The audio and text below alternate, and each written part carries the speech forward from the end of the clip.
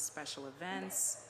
I want to remind everyone that this is a public hearing and that it is being recorded on television, broadcast live on channels Comcast 8, RCN 82, and Verizon 1964, and webcast. It can be found on the City of Boston website at City Council TV. I'm going to ask everyone to silence their cell phones.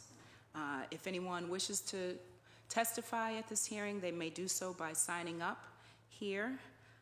We're going to begin this hearing on docket number 0645 with a presentation from the administration. This matter was sponsored by the Mayor's Office and referred to the Committee on Arts and Culture and Special Events on April 10th. I will read the docket for the record, and then we will begin with your presentation. Thank you so much. So for docket 0645, a message in order authorizing the City of Boston to accept and expend the amount of $199,000 in the form of a grant for the fiscal year 19 Local Cultural Council program awarded by the Mass Cultural Council to be administered by the Office of Arts and Culture. This grant will fund Boston Cultural Council's subgrants. And with that, we will open up with a presentation from our chief. Thank you. This amount is our annual allocation from the Massachusetts Cultural Council, which we more than match with $300,000 towards our budget for grants to organizations in arts and culture around the city of Boston. So this year, this funding went toward grants to over 220 organizations, nonprofits or fiscally sponsored groups around the city that are engaged in arts and culture projects of various kinds across all disciplines. We do grant making in every single neighborhood, and this was the highest number of grants that we've made with this funding. The number 199,100 reflects also a slight increase from the state to the MCC's budget as well. Which it looks like we'll get another little bump this next year given the budget that was just approved. One difference this year in our grant making, we piloted a new Model Equity Award on top of the regular awards. These were awards of $5,000 to organizations that we felt like really lived the equity statement that the Boston Cultural Council drafted this year, which was a new process for them. The three awardees from that were BAMS Fest, Arts Connect International, and Urbano Project. So three organizations that are doing really important work across the city that we wanted to recognize, and that was a part of our grantee reception as well this year. So an exciting time for the BCC. I think they're thinking about what it means to do this work equitably and how we can think about what neighborhoods we're reaching, mapping our grantees, and really reevaluating the process for next year. So we'll probably continue to see some tweaks in the application, probably another round of these Model Equity Awards as they continue that work.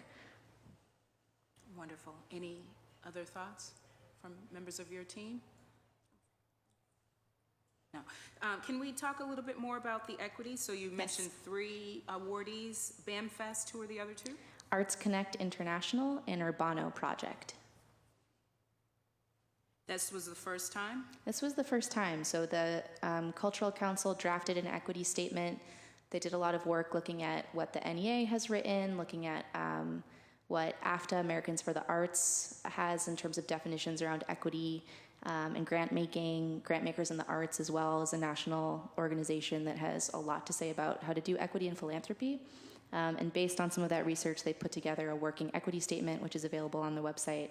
And then they wanted to put that into practice and pilot something. So we added questions to the application this year that asked about representation and diversity in leadership and staff, in board, and in programming, and left it pretty open, and then used the answers from that to come up with these three model equity organizations that seemed like they really had that figured out. It was a part of the values of what they were doing. It was reflected in all three answers to those questions. So it was a little bit of a pilot to see what it looks like to put that into motion in a way that would affect the grant making. Yep. And just to clarify, was that added language included in the RFP for all grants going out, or was it just for a select, a little bit of the money that I guess totaled $15,000? Since it was three grants? Those questions were asked of everyone who applied for a Boston Cultural Council grant. And then the 15,000 was given to these 3 organizations that we felt answered those questions The best. particularly well. Okay. Yeah.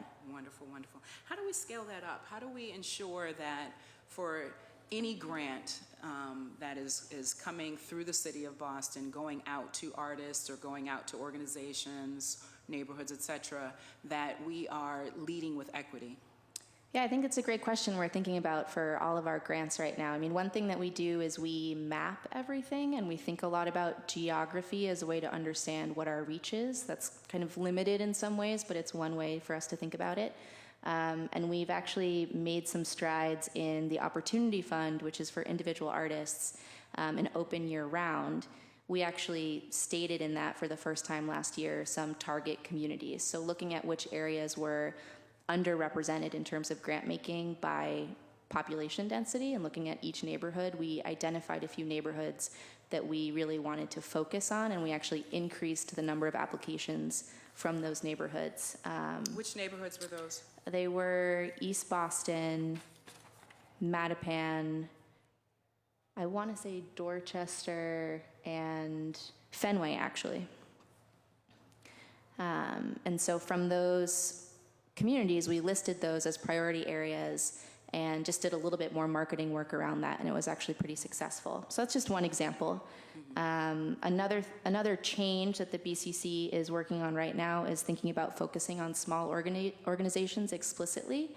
So right now, any sized organization can apply for funding from the city.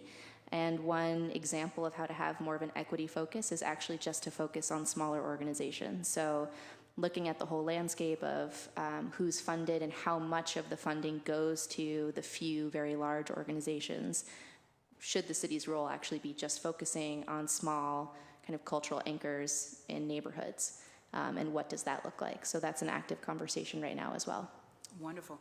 Can I come back to the equity, the Model Equity Yes. Award, which great. I love that there's a working definition. I'll have to take a look at it. I have not seen it.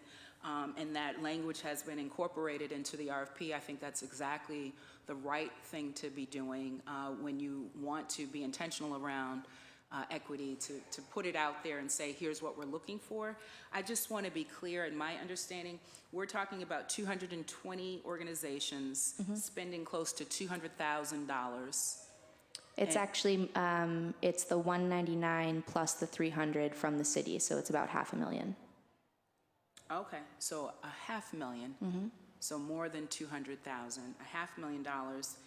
And help me understand where equity is and all of that, because what I understand thus far is that out of that $500,000, we're talking about 15,000, which to me is a huge gap, a huge difference, and leads me to think, aren't there other opportunities to put our money where our mouth is when we talk about equity in the city? Yeah, I think that's really where that conversation about focusing on small organizations comes in. So the smaller budget organizations are more likely to be serving communities of color, poorer communities. They're more likely to be actually explicitly focused on social justice work and be more diverse in terms of their workforce. And we know that they have less access to resources. And the way the RFP is worded now, what are we looking for? So anyone is eligible if you're a nonprofit, as it is right now. So any nonprofit, and those who are better resourced are able to kind of then fulfill. How long is this RFP? How many pages? It's an online application. It's a couple of pages. Plus, we ask for some additional information like a budget and any kind of collateral. We try to make it super accessible, but it is definitely easier for a large organization that has a development staff to spend the time filling it out. The other thing we've been talking about is that the limit on this grant is actually fairly small for a large organization. It's up to $5,000. So I think it's a really good question of whether or not it makes sense to award $5,000 to a multi-million-dollar organization. So I think we are looking at that really seriously right now. It's a matter of the BCC doing some final commission votes on how to execute a change like that in time for the next deadline, which is an application that opens September 1 every year. So we're in the moment right now of making those choices. And so do you feel confident that the changes that need to be made to ensure more equity are going to be put in place for the next funding round? I feel like it is Okay, gonna happen, yeah. Okay. And help me understand, because I'm having a hard time with the 5,000, these 3 awards out of a $500,000. Clearly, there have to be other examples, right? Other exemplary organizations, yes, for sure. Who would meet your equity definition? Yeah, there are. I think the idea would be, if we continue doing that, to rotate those organizations. And it's really about thinking about the equity in multiple ways. So one would be focusing on the smalls. One would be rewarding those that are doing a really good job of it explicitly, like the 3 organizations we mentioned. Another is thinking more about technical assistance throughout the year with the grantees. So thinking about what else we can do to help make sure that small organizations know how to access resources, how to work on their budgets, can leverage getting a small grant from us in order to get more funding from other places. But the other piece is also just understanding what these organizations need. So no one in Boston right now is really focusing on small organizations and understanding kind of what they're providing, how to talk about it, lifting up their work, understanding, how to advocate for more resources for them. So I think part of this change would be to really think about not just data collection, but relationship building with those organizations in order to be able to say, we understand kind of what the need is here, and now we're going to advocate for that as the city. How much, if any, is happening now of what you described with the existing 3?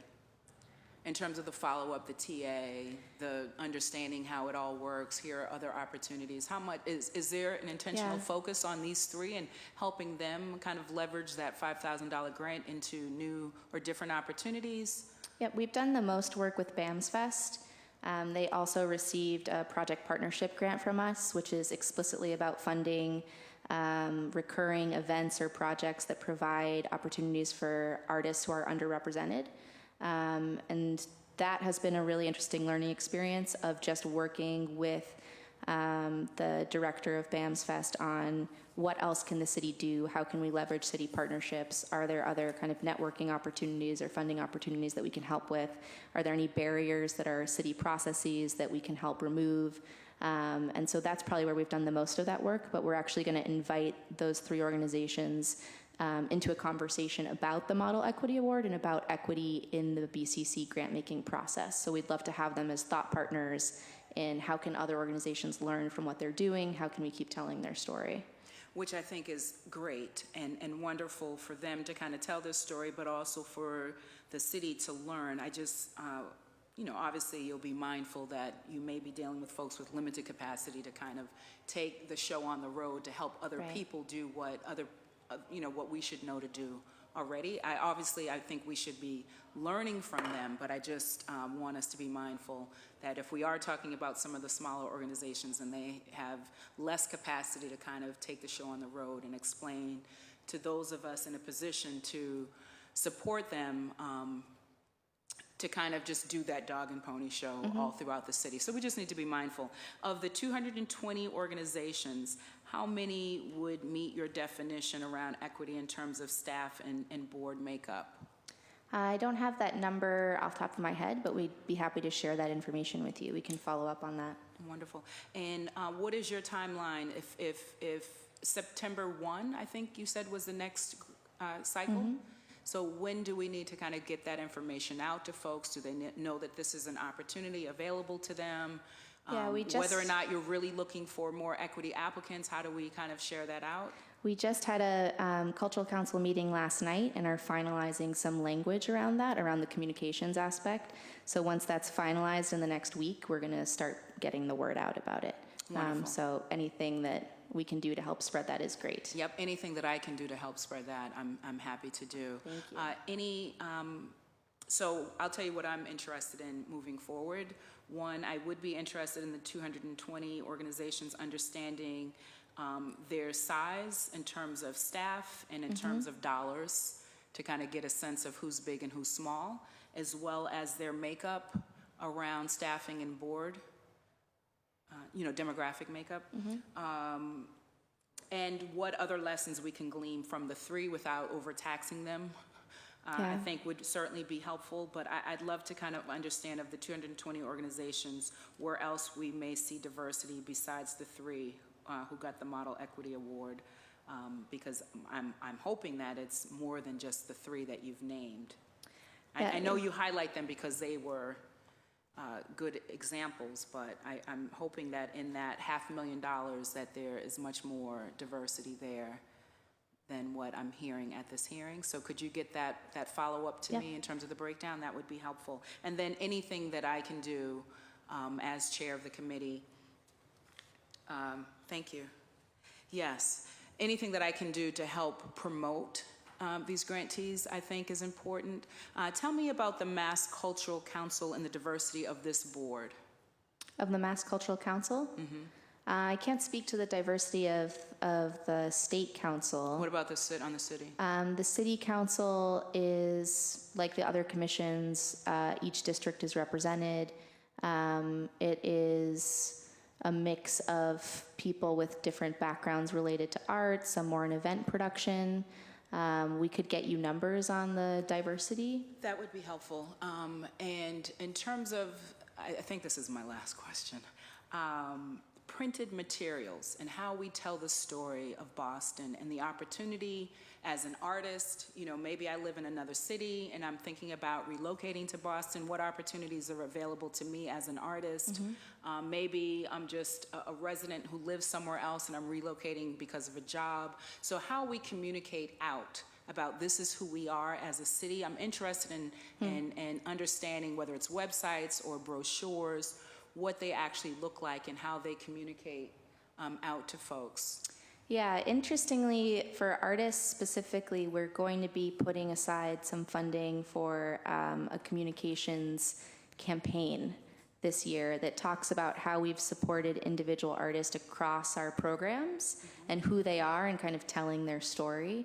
One of the challenges with funding individual artists is that unlike funding an organization, then you're just that person, it's on them to talk about that grant, or, you know, it kind of goes to an individual and it's harder to capture all of the impact of that. So we want to put some time and resources into lifting some of those stories up, because it's actually more than half of our grant making is going to individuals. Yes.